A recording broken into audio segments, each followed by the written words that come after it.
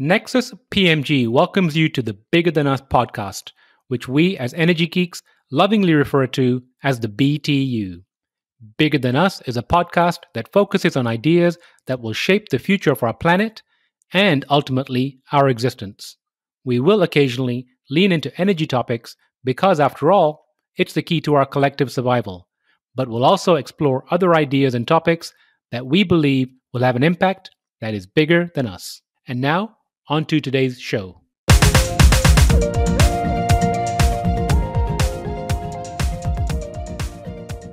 Hello, and welcome to the Bigger Than Us podcast.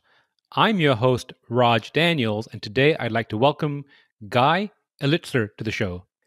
Guy Elitzur holds significant management experience. He currently serves as CEO of Vertical Field, a leading agrotech provider of vertical farming and living green wall solutions for urban environments and smart cities. He previously headed up STK BioAg Technologies, a leading global crop protection company, as its CEO and served as a member of the board. Guy, how are you doing today? Hey, good morning. How are you, Raj? Guy, I'm doing great. Guy, can you tell the audience where you're located? Yeah, I'm located in Tel Aviv, Israel. And two things. What time is it there and how's the weather there? It's 5 p.m. and it's autumn time, which start to be a bit cooling in the evening, but still we are feeling the heat of the summer behind us. Well, I appreciate you joining us from all the way from Israel. Thank you so much. Well, thank you. So, Guy, I like to open the show by asking my guest the following question. If you were asked to share something interesting about yourself, what would it be? It's a good question. I finding myself in the last 10 years working in the agriculture and farming, which, it's like the opposite from what I learn and study. I'm a CPA. And if you have told me 20 years ago that I would deal with agriculture and farming, I would probably laugh. Although when I was a kid, farming and working in the field was something that I imagined myself doing. So, sometimes you have to go forward 30 years to find yourself at the same making you or fulfilling your dream. So that's something that, making me very happy these days. That is interesting. And I want to kind of double down on that point for a minute there. What made you transition from being a CPA into agriculture?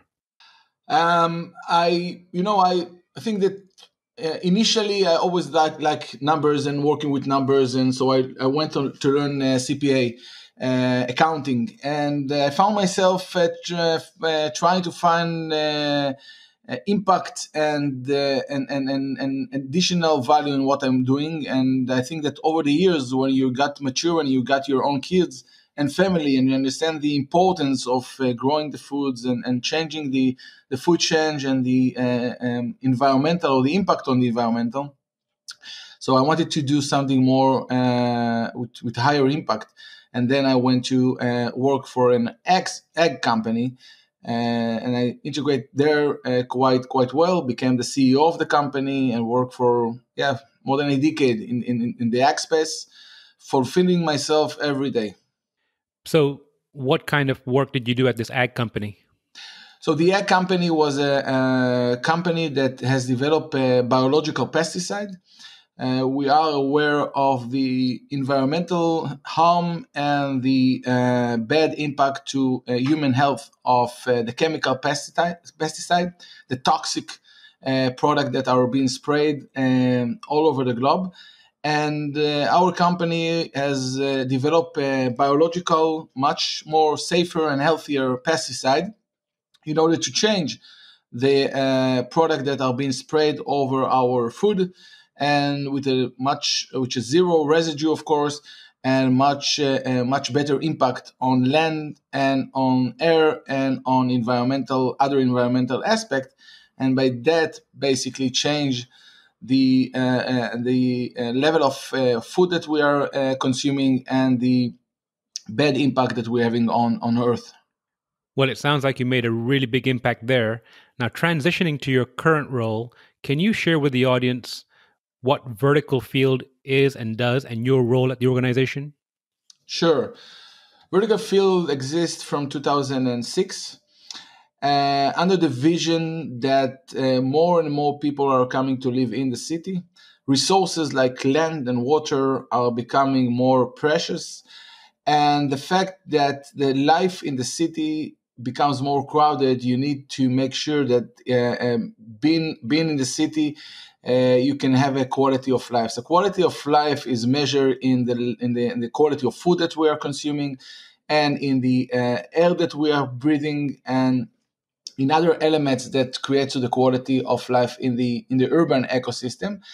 And so over the years, vertical field has developed different types of natural solutions that are based on nature, on plants, together with technology to improve that quality of life. So we are talking about green walls and green roofs, vertical horticulture that are integrated as integral elements in green buildings, and by that improving the heat that a building has on the environment, the level of carbon it consumes, the level of pollution in air that we know, and plants are having that impact.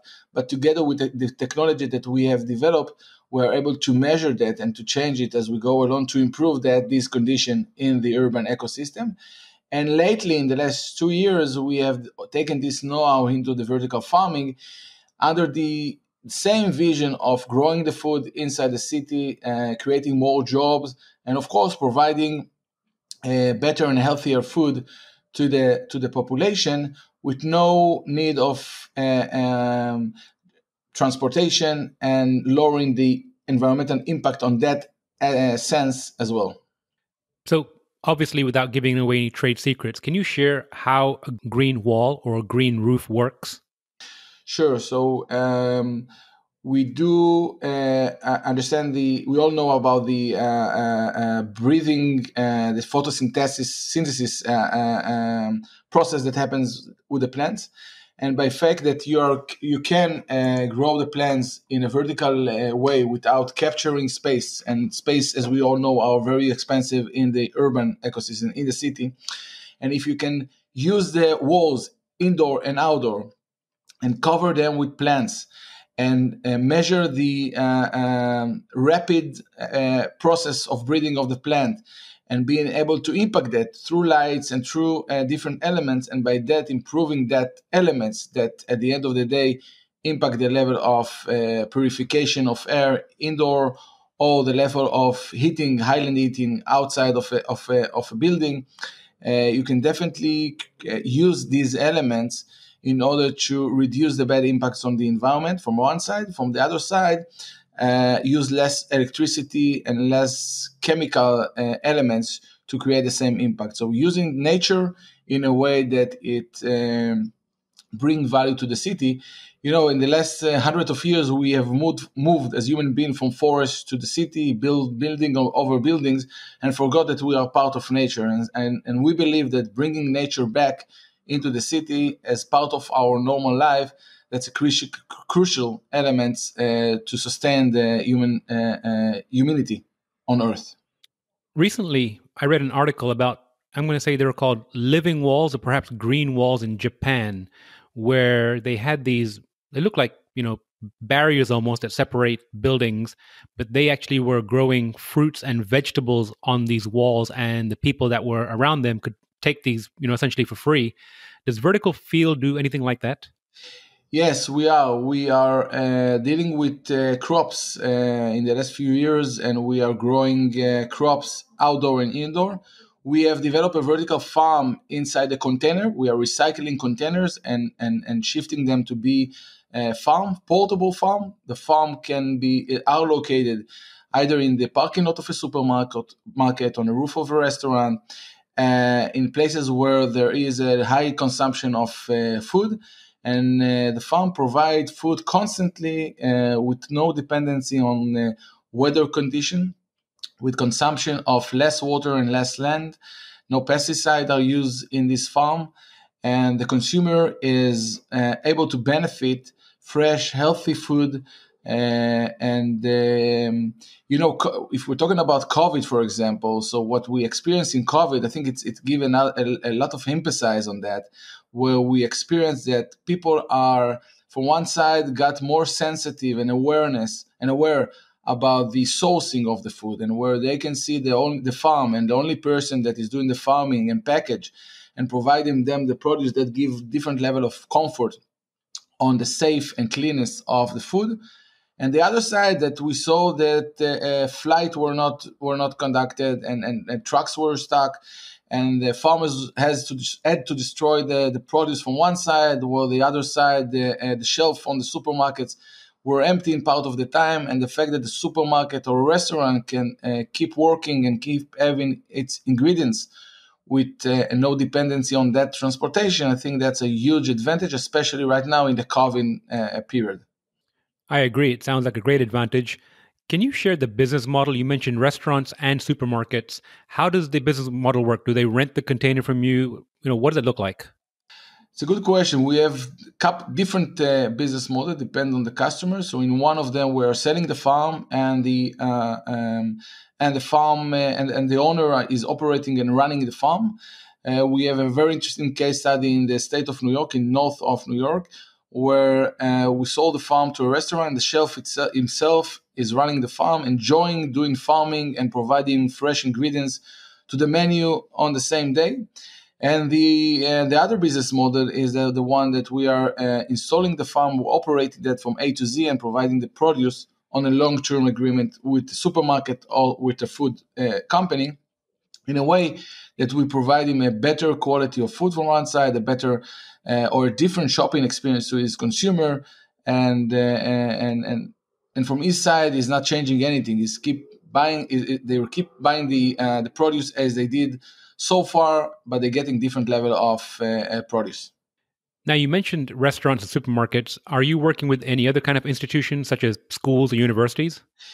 We do. We have we have a couple of different, I would say, customers, which are it's a combination of economic, but also socials and health benefit. For example, we have a senior house that we install the farm in the senior house parking lot, and the senior citizen are part of doing the farming, so they're participating in the farming.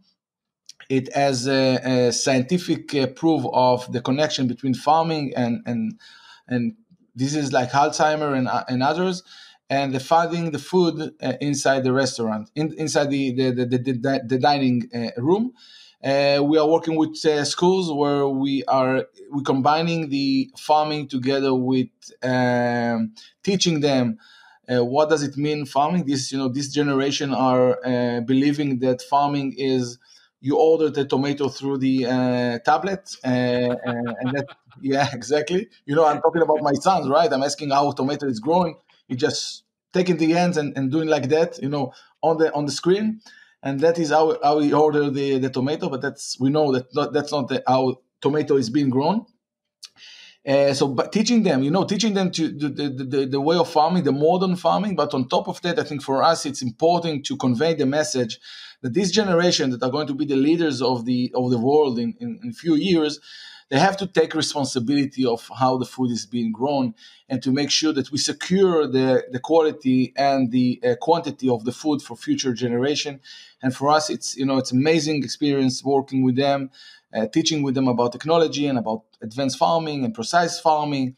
And of course, through that, we are teaching them that they will have to take responsibility of the food in future generations. So that's another element. And we do have another interesting project with the municipality of Tel Aviv, where the municipality of Tel Aviv they have the project of providing food to weak population. And by putting our farm in few spots in Tel Aviv, we grow the food, and they are shipping the food to this population inside the city. And by that, they securing the level of food, but also the level of nutrition and the level of the quality of the food, which is not less important to this type of population. So as you see there, the opportunities of food are endless. and definitely the way of bringing growing food inside the city provide endless opportunity with different stakeholders. I love the idea of the modular farm for senior citizens. It's been said that there are so many health benefits just to when you engage with nature. And I just see that a lot of times these senior citizens are in these, assisted living center or a home, and they're just cooped up inside all day watching television or doing, no activities. So I think that's a beautiful idea. Switching to your technology for a minute, in my research, I came across what is VF geoponic versus hydroponic? So there are few different ways of growing and farming. I think what most of the other vertical farming company are using the hydroponic growing method, which is basically the roots of the plants are grown on a flow of water. That through the waters you get the minerals and nutrition that the plant needs, and it's a constant flow of water, and that's why it calls hydroponic. We have developed Geophonic, which is a soil-based platform. We believe that God created the world, and plants, their natural way is growing through soil and not through any other basis. And while you're growing this on soil, you're getting a different quality of produce, different tastes, different textures, even different smell. And on top of that, when you work with the soil is used as a buffer. I mean, instead of injection the plants the nutrition and the vitamins, we're putting everything in the soil, and the plants is taking them whenever it needs, whatever it needs, and by that it grow in a better quality, of course. And on top of that, if you're providing the farm to be managed by an unskilled person, you can do that only by using soil and our portable platform that facilitate the entire farming cycles in a way that anyone after short training can manage the farm. And I think that's one element that differentiate us versus the other competitors. And we truly believe that at the end of the day, plants are meant to be grown in soil. And I think that's why we believe that our system provide a different quality of produce at the end of the day. And speaking of produce, what kind of crops can you grow in your farm, and what are the cycles, the harvesting cycles? Currently, we're growing mainly leafy greens, lettuce, and herbs. We do develop farms for mushrooms, different types of mushroom, and for berries. It's under development. I would say that the critical elements of the development is making everything economic. At the end of the day, we truly believe that fresh produce and fresh food should be achieved by anyone. I mean, it shouldn't be an issue of price. It should be an issue of accessibility. And by providing fresh food and fruits and vegetables in a way that it's cheap enough for everyone to buy that, then you make it. Then you change. You really change the world. It's not just a premium product. It's a product that can be, at the end of the day, be accessible economically to anyone. And our vision that in few years we'll be able to grow economically all the fresh and food, or most of the fresh and food produce nearby the store, nearby the supermarket, near in the city, and by that making the trends of farm to table much more strong and much more, I would say, wide access. Now, earlier you mentioned, you said, I think, unskilled labor, and I appreciate the term. But let's say, for example, there's someone listening to the show right now and they're interested in buying one of your farms. What is that training period look like before they're able to, take over and run it by themselves? So the training period is not that long. At the end of the day, there is a software that manages the entire growing cycles, the irrigation, fertilization, the lighting, everything is automatic. And basically there is a agronomical protocol inside the software that make all the growing cycle very easy. So we're talking about a few days of training. And after one cycle, believe me, this person is an expert of managing the farms. I love to be farmers, but I have bad experience with growing plants inside my house. But even me, after a short training, I'm able to manage the farm. So believe me, anyone can do that.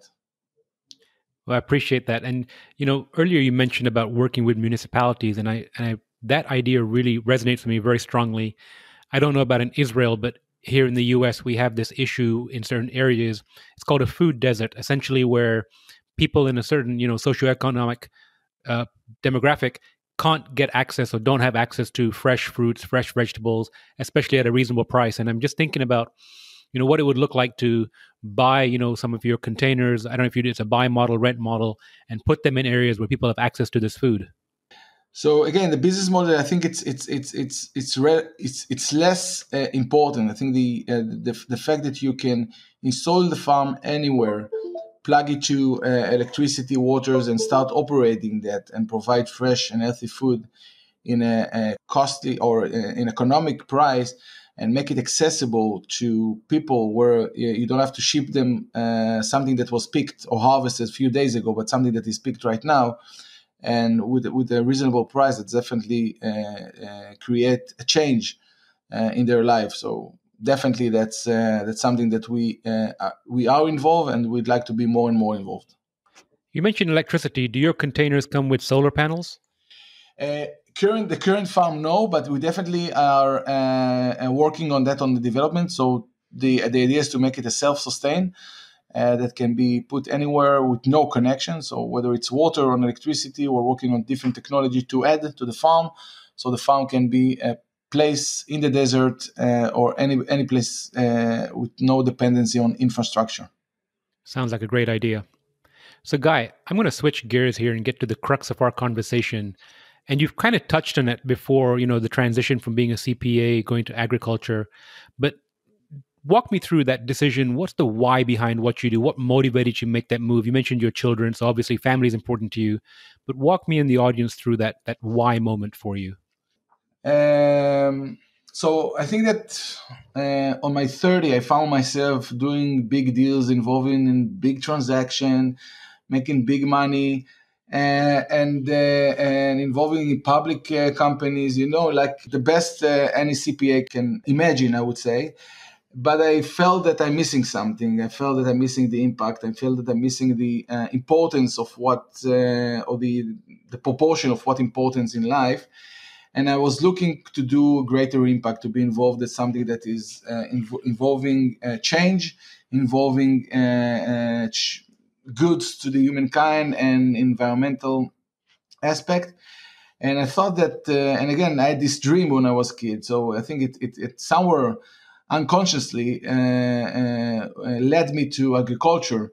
And I joined this agricultural company, and I think that I enjoyed it very much. And probably they enjoy me, so they offer me to be the CEO. And I think that the leading a company that bringing new innovation in agriculture, and you actually speak with the consumer and speak with the farmers, and you see the change that your product are doing, your solution are doing. I think there's nothing better than that. I think that's so it was evolution. It was a process. I think something burned in myself to do that change, and it happens over time, of course. But I think that was some kind, in retrospectively view. I think something led me into that situation. So you mentioned, as a child being interested in perhaps farming and agriculture. Was your family involved in agriculture? Yeah, I had part of the family had a farm. They grow all kind of vegetables, and I, during summertime, as I was visiting the farm, it attracted me a lot.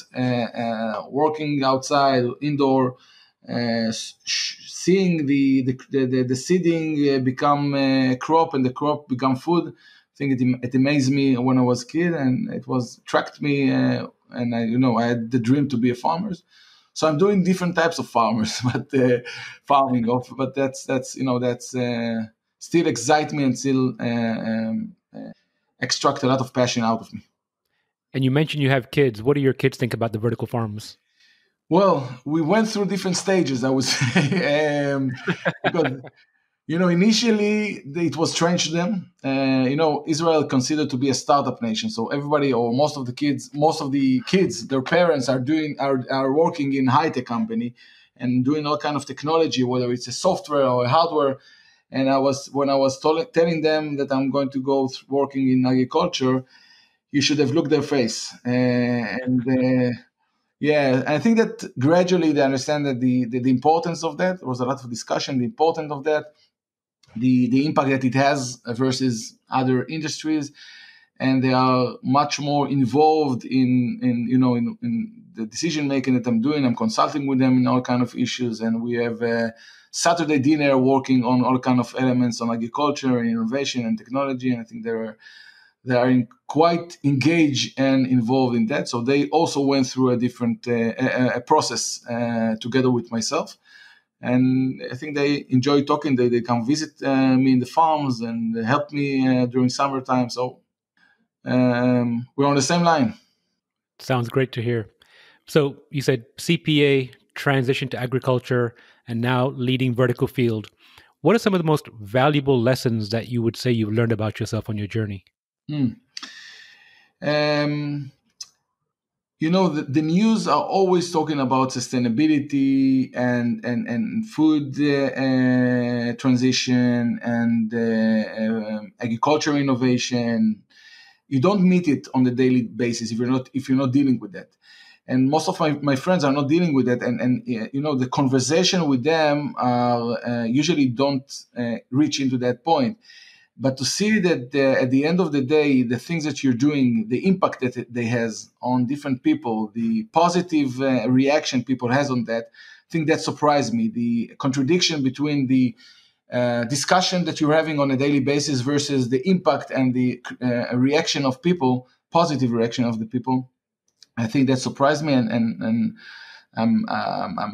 I think every day we see consumer, we meet consumer, we talk about them, we explain them, and see consumer and understanding what we're doing, the benefits that we are bringing, and then the benefit reaction, not just on the buying side, but also the positive energy and dynamic that it creates in their face. I think that's a good, it's a great pleasure from our side.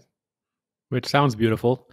So it's I know you're the CEO, so obviously it's your job to cast a strategic vision. So let's imagine for a moment it's 2025. I'm sure you've done this exercise already somewhere in your mind.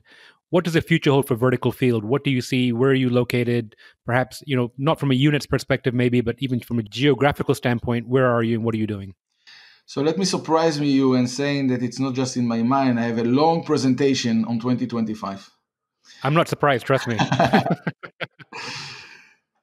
So I truly believe that vertical field will operate in many countries, will bring this innovation solution to not just to supermarkets and restaurants, but also on the governmentals and public level, to changing the way that we consume food, the way that we grow food, changing the mindset of people. And I think that our technology, with the differentiation that I explained, can make this change, make this impact in different countries. As mentioned, we're working in the US. We're negotiating in other countries. So I do expect to see a geographical expansion from one side. And from the other side, I do expect us to be able to provide and offer a wide range of crops at the end of the day, and being the real long arm farm of any store, any restaurant, any food company, any hotel, and ingredients that the food is cooked out of or prepared out of can be fresher, healthier, and on site. So, since you mentioned other countries, two questions. Are you doing any work in Africa? And what's the model? Is it a franchise model? Is it a distributor model, sales channel? It's all of the above. It depends on the customers. So we are talking about franchising. We're talking about selling. We're talking about distribution. I think because of the fact that it's a farm and can be served different types of customers, so the business model or the operational model is could be different. And I think that's each one of them has its own need, and we're trying to be flexible and to adapt ourselves to that. We don't yet work in Africa, but we do have plans on reaching that continent. Definitely a lot of opportunity over there. So again, 2025, you said, I guess Africa will be part of our business by then. And one last question that came to me just now. Let's say an individual has access to their own containers. Is there a model where they can license your technology? Yes, definitely. I think anyone can come and license and buy it. Yes, definitely. So we are open. We are open to all kind of collaboration. I have to say that down the road, we also have, I would say, ideas or plan to develop small units that can be used by families or a neighborhood.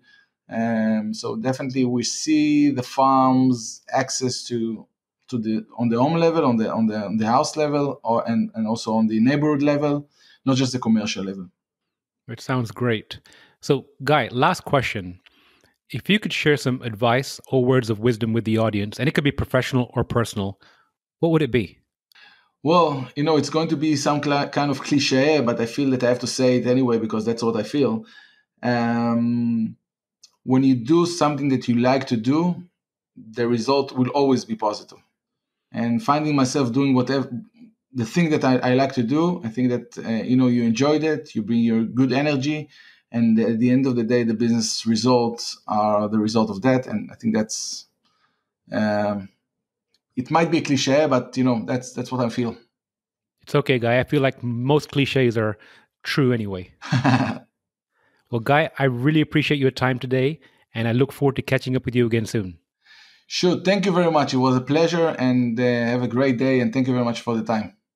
Thank you, Guy. Thank you. Before we go, I'm excited to share that we've launched our comic strip, The Adventures of Mira and Nexi. You can find the first issue at our website, nexuspmg.com, under the Original Content tab. Thank you for listening. If you like our show, please give us a rating and review on iTunes.